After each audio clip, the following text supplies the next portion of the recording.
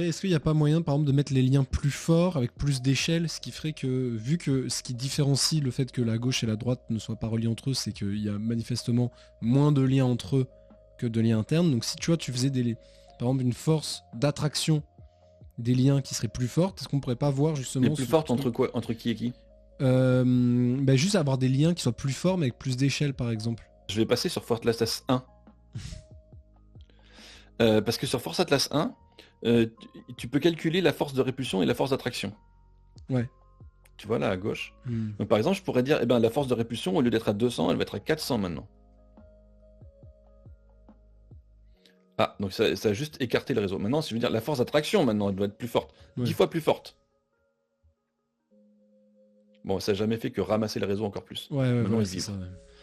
Donc en fait, ce qui est étonnant, c'est que le paramètre de répulsion et le paramètre d'attraction, ils sont simplement relatifs l'un à l'autre. Si je divise la répulsion par 10 et que je divise l'attraction par 10, eh ben, ils vont grosso modo, ils vont se compenser. Hmm. Je le fais là par exemple pour voir. Voilà. Ça fait la même chose, simplement comme ils sont moins violents, c'est comme si j'avais changé la vitesse. Et donc il est de plus en plus lent. Si je les divise encore une fois les deux par 10, ça va encore rien faire. C'est pour ça que comme ils sont relatifs l'un à l'autre, quand j'ai construit Force Atlas 2, j'ai décidé de fusionner les deux. En fait, ce que fait le paramètre de scaling, c'est qu'il régit tout simplement le ratio de la répulsion à l'attraction. Ok, Parce que si tu c'est le augmentes la ratio entre répulsion, les deux.